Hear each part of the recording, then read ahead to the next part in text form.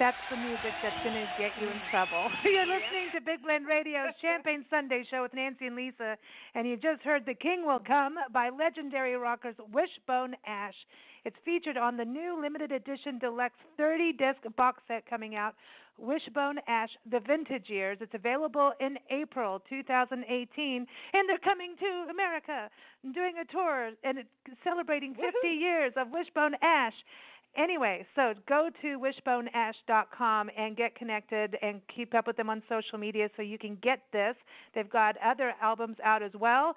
And we're super excited to have founding member, guitarist, vocalist, songwriter Andy Powell with us on the show. Andy, how are you? Well, hello. I'm good. I'm doing well, thank you. Thank you for having me.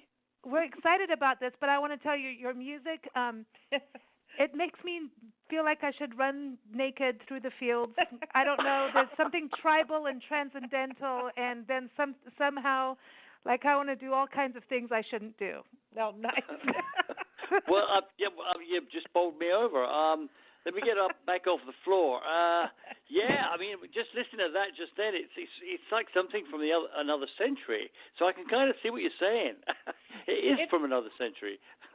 It reminds me of my days as a kid going to Griffith Park just outside of Hollywood, and all these bands would show up at this one park, and you would just do stuff all day and listen to music, and then you'd go walk Sunset Strip at night. Yeah. That sounds a pretty fun time to have. I mean, you know, where the music from the era that our band was formed in, it was like that. You know, I mean, there was it was very sort of uplifting, and generally, you know, as if it was a free time, very free point in time for music, and we were just having the best time of our lives. I think that's what music should do. It should make you feel like that. It should be the soundtrack to your life. Yeah, it's like enough with the rules already. Yeah, and I like that. That's what it is. But your music, you have everything in there, and that's what I really love. It's like, you think, okay, it's going to be this way for the next song. No, it's going to be this way. So it's kind of like it feels like you've taken us on a journey of different musical styles for 50 years. I'm not there. I'm not even 50 years old yet, but I'll celebrate 50 years of music with you. Well, that's very nice. I mean, the box set is actually just the first 30 years of the career. So, you know, and I mean, you're right. I mean, bands that were from the era that we were formed in, which was like late 60s, early 70s, I mean, you could really just be very experimental with your styles, and you could go in different directions as the wind took you. And that was the great thing about it. You know, these days you tend to get more pigeonholed into a particular style. But we were very free. If we wanted to play a little blues ditty or 1 minute or a country thing the next minute, we could do that. And we could jam if we wanted to. And so it was a very free time, you know. It was a good time to be alive and making music. And, you know, we're still doing it. I know, we love that. We love that. And you're coming to America. It sounds like Eddie Murphy should be joining you when I say that. But but you're coming back over and doing a tour in April, and you're doing like a whirlwind for like a month. I mean, you're going, you know, from the south, and you're coming through to Arizona, which we're based in Tucson. I think you're going to be playing up in Phoenix. You're in Texas. You got Austin. They must love you in Austin. Everywhere. Yeah, very it's nice. Cool. I mean, we generally come through about once a year, and we do 2 tours a year. We do one which is across the Midwest and up and down the East Coast, and then another one like this one that you're just mentioning, that will be in the places that you just mentioned, in the South and the West. But just prior to that, in fact, on Wednesday I'm flying to Poland to play in Poland, a few shows there. And then we're doing France, which will be really nice, playing Paris, France, and that's sold out already. So direct from there, we'll be coming to America. So yeah, it's going to be a hectic time. And then you go to Canada, like in the fall. So like it's like nonstop. So how do you all get along? And tell us how the band is, and how you guys enjoy traveling and having that kind of schedule together. Well, you know, we do our touring is taken in really dense chunks. So you know, in the fall we'll almost tour consistently from September through till the spring through into March, and then in the summer we tend to lighten up a little bit and do festivals, which are just like flying out and going to some interesting festival somewhere on the planet and playing a show, and then we come home. So we have a bit more free time. But, you know, the thing with a band that like us that tours a lot, you have to get on well, and it's pretty intense. You know, you're traveling one-night stands every day, and you're in a bus or whatever transport you're in. And, you learn to live together, and you learn to enjoy it as you go through. I mean, the great secret about touring is to make it feel like you're where you need to be at that moment in time, you know, and not try and fight it. Just go with the flow, you know, roll with the punches.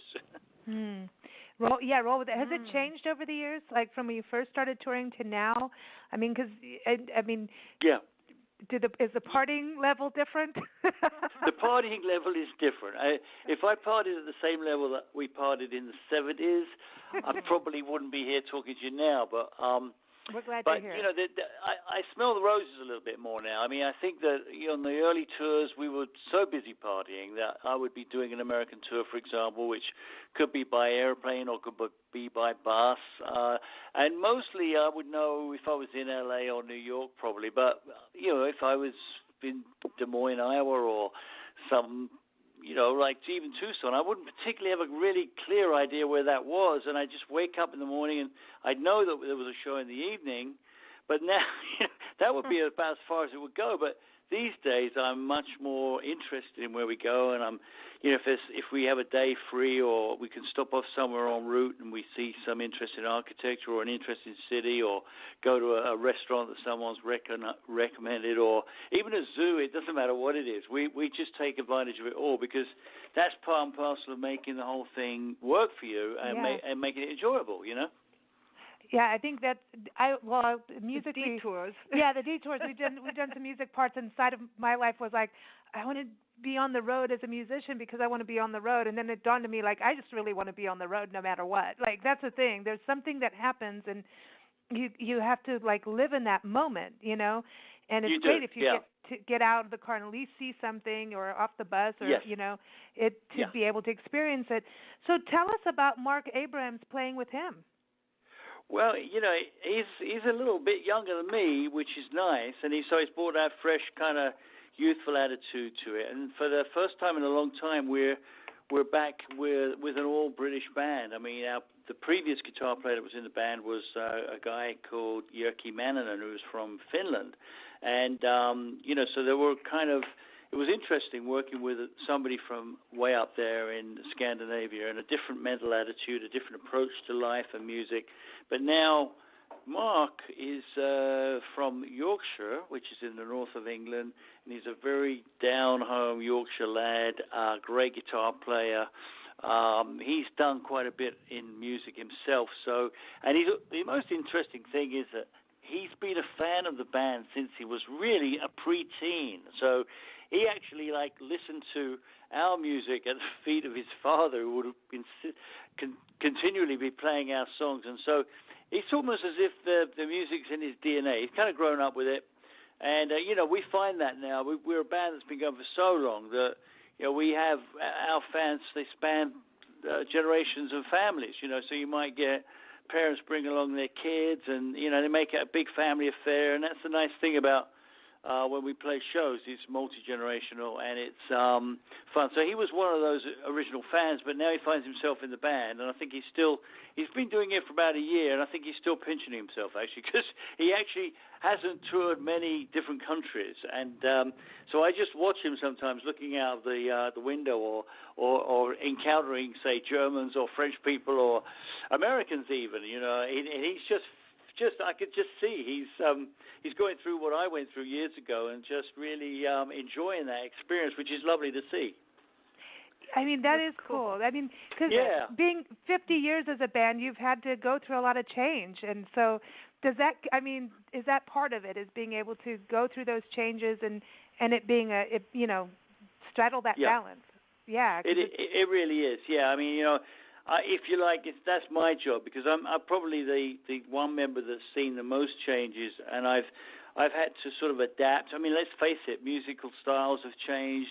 politics have changed. Even countries and cultural things have changed.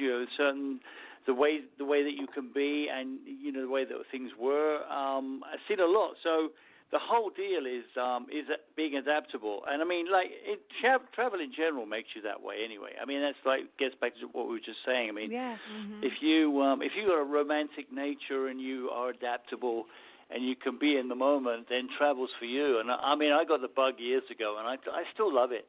And to me, it's part and parcel of being a musician. It's if I meet a younger musician, they say, "Yeah, I really like playing music, but the traveling thing is hard." And I said, "Well, you got to embrace that if you want to do it, because you got to go to the people, Yeah, it's something special, and it's it's just, to me, there's an electric thing that happens. There's an energy that happens live, and that's what I'm excited about with the vintage years. Having that coming out. So the vintage years, so that people have to make a mad dash for that, right? When that comes out in April. Well, yeah, because it's a limited release, as you mentioned. It's 2,500, which it doesn't sound like that many, but it's an expensive thing. It's 30 CDs. I mean, by the standards of these kind of deluxe historical box sets, it is a good value product. And it comes with a coffee table book full of all kinds of beautifully printed photographs, and it's really 150-page interview with all the original members of the band, and a lot of historical information in there. And if you're a fan of the band, and you've collected the albums through the years, then it's obviously a must for you. But once the pressing is done, it's done. There won't be any further releases of it. It's a one-time only thing. It's been 3 years in the making. And it's had participation of all the original members, and it's really a labor of love. And so I think if you are interested in bands of our era, and you want to, one of the interesting things about it, aside from the fact that if you are a diehard fan, you're going to want this. But on the other hand, if you're a fan of any band's music from the 70s and you want to see what it was like, the fashions, the style of music, the style of recording, and you can track it all the way through these 30 discs, and all of the original studio albums are being remastered and re-released. And we're a band that's been really, actually, fairly poorly served by the record labels that we were with, Atlantic and Decca. So, they did some re-releasing, but not a concerted effort. So that's the really neat thing about it, is all of the original albums from that period will be re-released and remastered. So it's pretty cool. That's exciting. I think that's what I was saying. Your music, to me, just gives you this journey of everything. I mean, you have everything in it. You've got blues. You've got hardcore rock. It's like everything is in there, and it's like it just doesn't get better than that. I get super excited because there was a lot of songs I didn't know about, and now I'm giddy. This is cool. We're going on a major road trip, and I can say that. This is the ultimate of road trip music, except for I know a speeding ticket is coming, 1 or 2 or 3. But they let you drive faster in the South, so that's good. But that's true. That is true. I wanted to answer one of our travel writers, Hillary Larson. Her and her husband are big music fans. In fact, they ended up going to England to this town of Deal, because of some band was playing there, so they went on a road trip, or they flew over just for the music. This is so. Well, she was asking.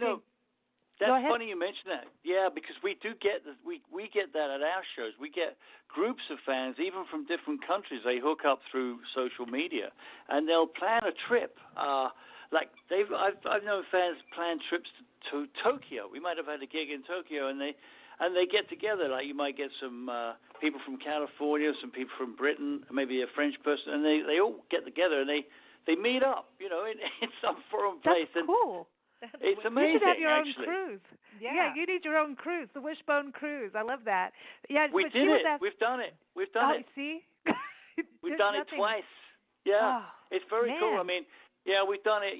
We have these fan conventions. I mean, we're all about that fan community thing. So we have these fan conventions that I call them fan conventions, but they're really sort of like just a gathering of like-minded souls. Really, it's the community, and we've done them in Florida, we've done them on cruise ships, we've done them in France, Germany, England, you name it. I mean, And that's part of the whole deal. It's like it's not exactly deadheads, but you get the idea. It's getting into that area of communication between the fans, and they're like our street team. They just keep the whole thing going for us and keep it exciting and interesting. And some of these folks are very interested in their own right, and they're musicians, they're musical, or they might have really interesting careers or whatever they do. And you meet people, and so it's an opportunity to get up a little bit more up close and friendly, rather than just a show where you fly in, you fly out, and we enjoy it all. It's great. Yeah, her and her husband Craig are excited because they're like, he wants to know about any albums that you're promoting, new LPs on this tour coming when you're coming to America with Eddie Murphy. I'm stuck at that now. But so I was telling them through social media here on Twitter that you've got the vintage years, but also Twin Barrels Burning is a re-release from 1982, right, and Raw to the Bone from 1985. And so these are the first official re-releases, right? And this is something people can know about for your tour? Absolutely, yeah. I mean, we are promoting those two albums, which they're featured in the box set, but they're also featured as a separate release, and they will also have lots of unreleased songs on them, and also outtakes and that kind of thing. And so, yeah, we will feature, a little bit of this material on stage, and also material from the Vintage Years box set that you mentioned. But obviously, our most recent album as a band is called Blue Horizon, so we'll play a song or two from that. I mean, it's very hard when you've been in a band for so long you go into the vaults and you look at the back catalog, and it takes you a while to figure out how you're going to just showcase material from the different decades, But we manage it, and that's what the tour will consist of. That we like to mix it up. We play a couple of acoustic things in the middle of the set. We rock out. I think if we would have formed a band like Wishbone Ash was formed today, you'd probably call us a jam band, actually, because the music's eclectic like that. It's, there's space in there where we go off on our little musical journeys. We like that. And we're not afraid to pick up acoustic guitars or whatever you can do with two guitars, bass, and drums, we will do it. And that's basically our mandate, And the two guitar thing, I mean, that was something that your band started, right? Wishbone Ash, that's your signature, like, that's it. We're two guitars just going for it. It really is, yeah. That's a twin lead guitar sound. I mean, you had in America the Allman Brothers, and there have been other bands that have dabbled with it, but I don't think there's another band on the planet that's done as much with that concept. So, we use the two lead guitars really like a horn section in some respects. We're playing in harmony, we're playing lead lines.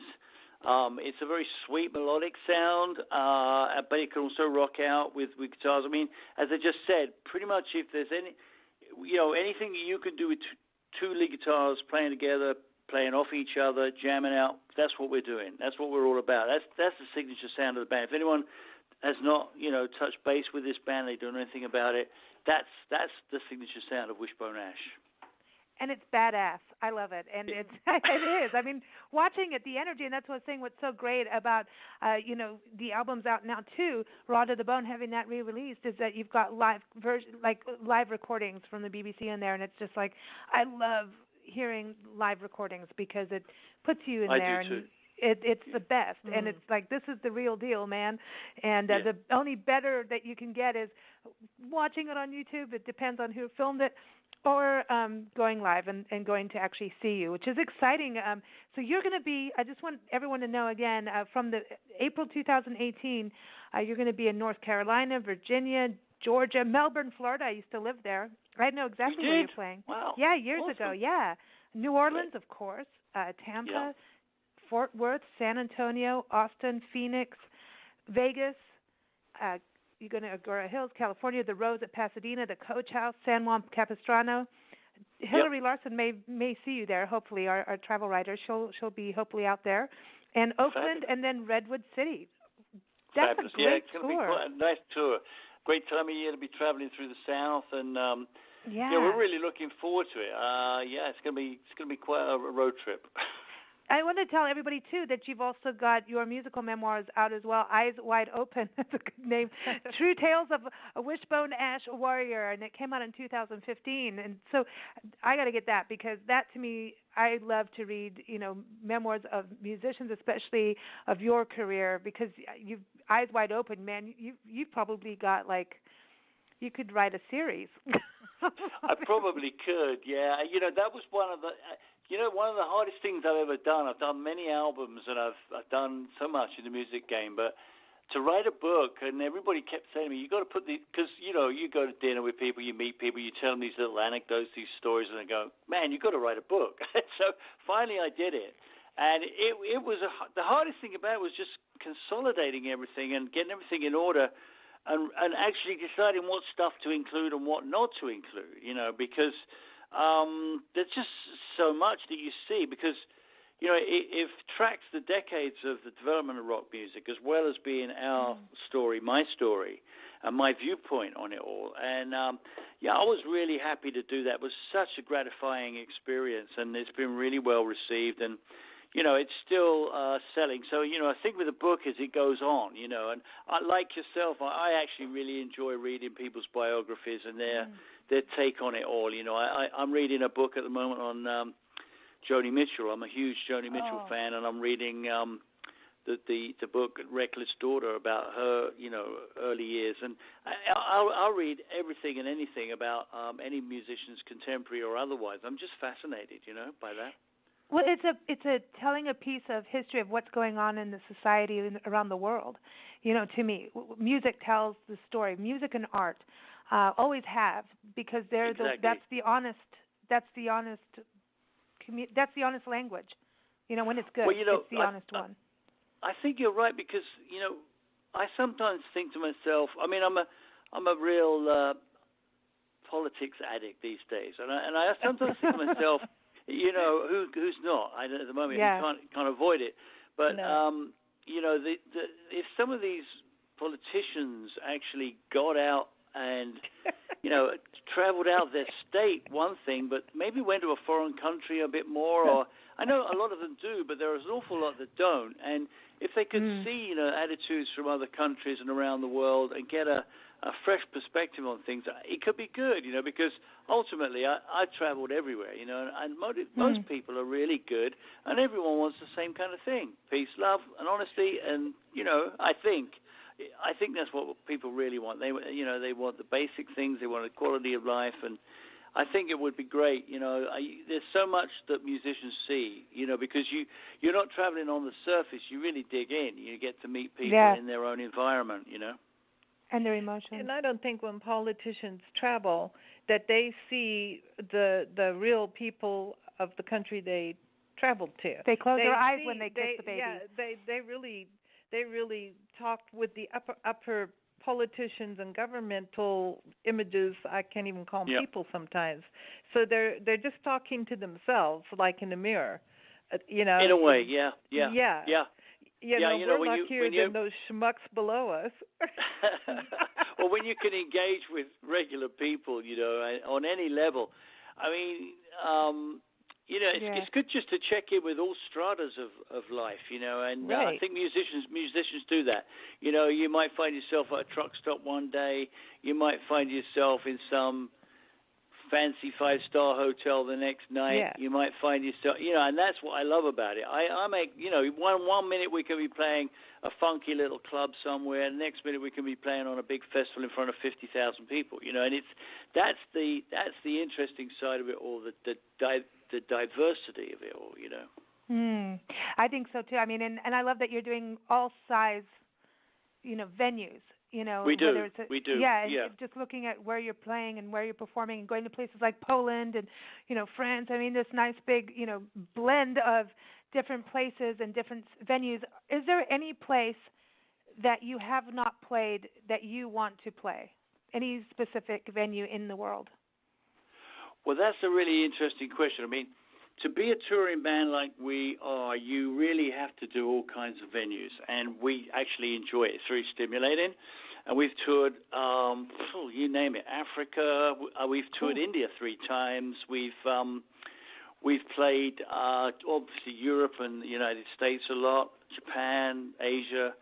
I've never been to China though, and that's a place that it's such a vast thing, and I've never actually toured or played a show in China. So perhaps that would be one of the places that I would like to go and have a look around and just get an impression of, because there's obviously so much growth going on there. It's such an ancient culture. The closest I've got to that perhaps is Japan, but if you talk to Japanese people, they say it's nothing like China. So like to see that. Yeah. And is there any specific venue that you say is your favorite? I mean, does it make a difference to you if it's a large venue with 50,000 versus an intimate pub? No, it doesn't make. Well, it is obviously very different. The experience of playing a festival is mind-blowing. You walk onto a stage and there's thousands of people there, and the sound is huge. That it just entails a completely different approach than, say, perhaps playing a little club. One of my goals in life when I was really just starting out was to play the famous Marquee Club in London. I thought if I ever got to the Marquee Club, I would have made it, as a musician. And then, literally 18 months later, I was playing Madison Square Garden, and it's, they each have their challenges. They really do. I mean, we played. We came to America, and one of the first shows in New York we did was Carnegie Hall. Well, who doesn't want to play Carnegie Hall if you're a musician? And I've just been so fortunate. We played the Fillmore. We played the Fillmore West, the Fillmore East, and we played on shows with so many other fantastic bands, bands that I looked up to, bands that I admired. So, it's very hard to say what would I prefer. I think that I just enjoy all of it. All of it's a challenge. And sometimes, playing in front of a show with just a couple of hundred people, with them right there in front of your face, in front of your eyes, that's almost harder in some respects than cruising on a big stage, Yeah, because it's like no one can see me. Exactly. You know what I mean? There is a kind of a, the gestures that you make on a big stage, they're more theatrical. It's more, but up close and personal can be quite daunting, Yeah, I know the difference in that, where something like, okay, they're seeing every little move you make. What happens if I have to have an emergency adjustment to garments or something? You know what I mean? All of that stuff. Everything happens with that. Do you guys have a ritual before you go on stage? Good question. Typically maybe have a glass of wine or something, but just to kind of get in the zone. But no, a lot of people do like vocal exercises, guitar exercises. I'm not one of those, actually. I quite like the shock of it. I love I love being in a different frame of mind and just suddenly hitting the stage. I don't like to think about it too much before I go on. A lot of people like to get really in the zone and get prepared. I quite like the excitement of just. I almost don't want to see the stage before I go on. I almost don't want to see the venue. I love that feeling of like, how am I going to adapt to this? But of course, we do sound checks, so we get a little bit familiar with it. But I actually like the kind of mystery of it all. Do you ever wake up and not know where you are? Like forget, totally. Get on stage and suddenly what town am I in? Totally, yeah, absolutely. I even get back off a tour and wake up in the middle of the night and think, am I in a hotel room? It's like, isn't that weird? There is sometimes some confusion there, where you, and we all find this in the band. We'll say, where were we yesterday? We'll be at breakfast and we'll go, and none of us can actually remember, and that's really weird. You think, oh, surely, you do eventually get to it, but there's a kind of there's a fuzzy, comfortably numb feeling is the way I would describe about touring. You get into this kind of like, that, for example, every evening there's going to be a show. So you get you get wound up for that. You get excited about that. But that's the only real constant in the day, because you're going to be in a different town, a different city, different types of people, different attitudes, different food. And, so you get that. I call it being comfortably numb, like the Pink Floyd song, and I love that. I actually really, and I love not knowing what day of the week it is. That's touring for me. It's like someone will say, hey, it's the weekend today. I'm like, really? I had no idea. What's the difference? I know, Yeah. right? Nancy and I've done 2 tours that were like 2 to 3 year nonstop tours. One was in South Africa, one was here in this country. Really? And it's weird. We got into this, because we found ourselves with what we do going back to the same places, like just going in circles, which we're good at. Sure. And taking our clothes off and listening to music, right? But yep, as you do. But part of the course, yeah. But it's all part of it, yeah. But what's really odd is we'd have certain like hotels or friends' places that you sleep in, and you'd wake up right pre-dawn, and you'll go, I know the smell of this place, I know the bed, I know the sounds, I know the bird sound, but you don't and you know have the name. no clue where you are, and then you go, this bed is bigger than normal. Uh-oh. Yeah, right. Yeah. Just kidding, but no, you know that feeling. I know exactly what you mean. To me, I might not know the day of the week, but I might know that there's a little coffee shop on the corner where they sell the best coffee.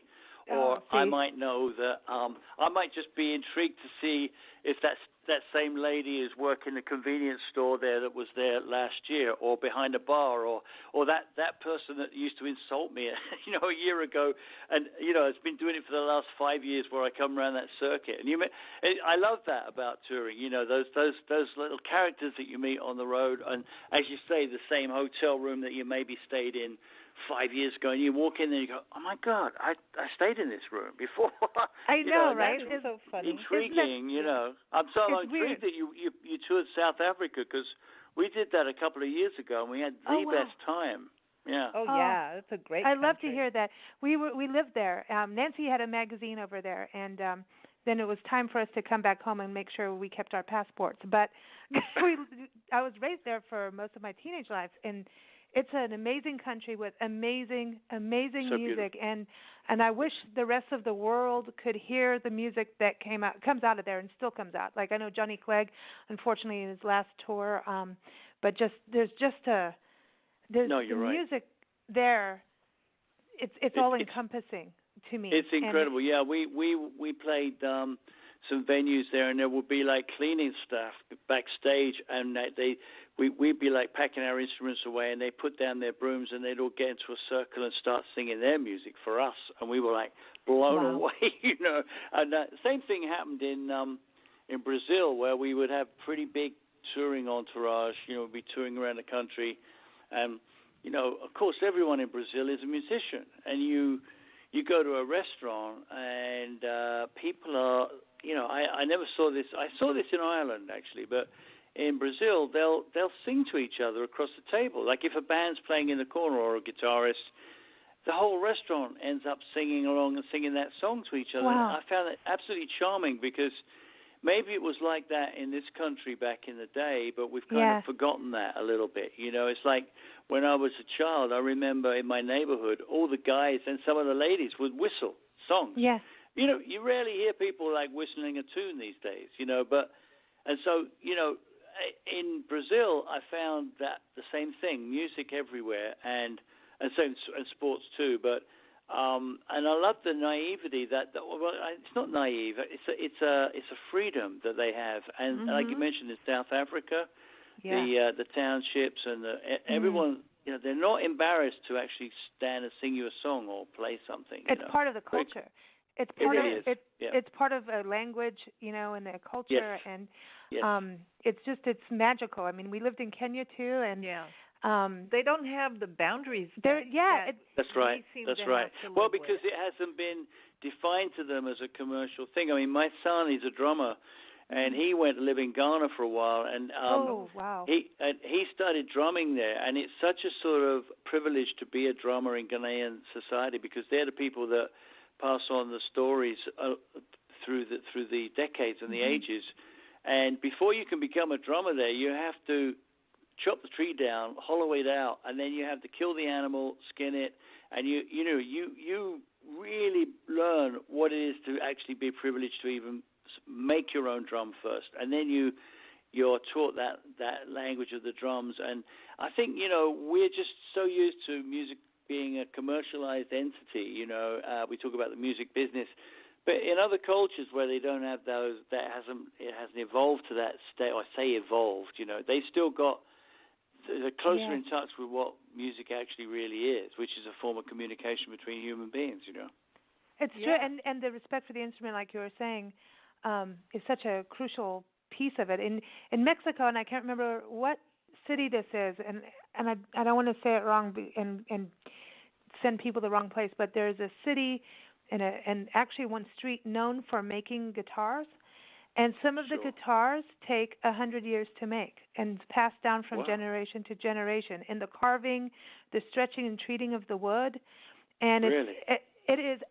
I watched this documentary and I don't know if it was San Miguel, it could be, and this passing down of the family of these guitars, and and they can cost thousands of this, and it's just.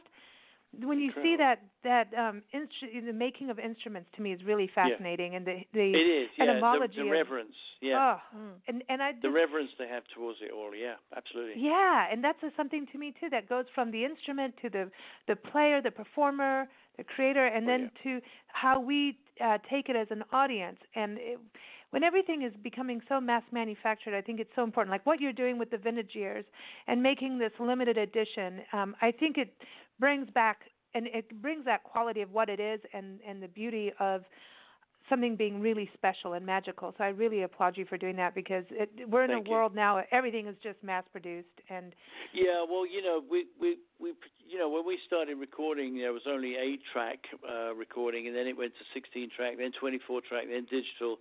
And so, this vintage box set, it's really a handcrafted thing where, there are very few embellishments. I mean, when we recorded, what you heard was what you got, just people doing really what we were just talking about, communicating with their instruments. And the early days of rock music, per se, not rock and roll, but I guess the 70s, 1969, 1970 would be the beginning of rock, and we came to America, we started playing in bigger rooms and municipal auditoriums, and it was interesting to be on that wave of British musicians that were coming to America and doing that thing, and that's what this box set kind of exemplifies, Yeah, I love it. I love it. I know you're a fan of Albert King, and man, he's the man. I love that. I love I love so many different types of music, but when it comes down to blues guitar and electric blues, Albert King was the man for me. And I play a similar guitar to the one he used, the Gibson Flying V, and he was just he just really did it for me. Fantastic. Man, I'm so excited about you coming to America. I'm not here promoting Eddie Murphy, but it's such a pleasure having you on the show and talking travel and all your stories, and just the music is just amazing. We're going to play Blowin' Free because, I don't know, now I'm going to run through the fields here in Tucson in the desert. That's a good road song. That's a really good road song. Yeah. And I feel like that's what people got to feel, that freedom, and that's what you bring to us as your music. Well, and this is live at Hammersmith on BBC Local Radio, and it's on Raw to the Bone, and you can get it. Go to wishboneash.com, everyone. But before you go, Andy, what is your champagne toast? What are you happy about?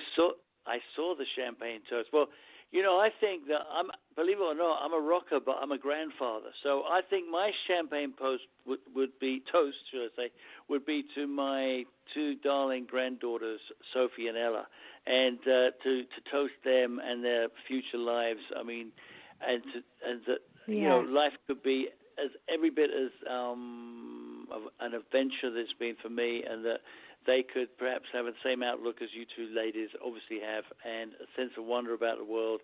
So I would toast my granddaughters. How's that? Cool. We toast to them too. Yeah. I toast to this generation that's here now, the younger generation, because we got to make it good for them. They got to have adventures and happiness, and I just always think, I don't want them to be in a concrete jungle with no clean air and dirty water and no wildlife and nature and mass-produced music. They need good wine. They need clear skies and good music, so they can run free. You're right. They need some fun. To be free. They must run barefoot and be okay to do it. Yes, know? they must be. They must be able to do that. And so far, so good. My granddaughters, they're pretty free, I got to say. I think they're free spirits at heart. So, yeah, you're absolutely right. Yeah, thank you for that. Thank you so much, Andy. Such a pleasure. Happy, safe travels. Enjoy. And everybody, go get the music. Go see them on tour wherever you are, because I know we have listeners from all over the world. So wishboneash.com. So if you're in Europe and Poland and France, you can go see them. And then also here in the States and then Canada this year. So a lot of chances to go and see them and celebrate 50 years. So toast to you for that, too. Thank you so much. Thank you very much. Great pleasure talking with you. Thank you. Thank you both. Take care. Take care. Take care. Here it is, Bye. everyone. Bye-bye. Bye. Blowing free.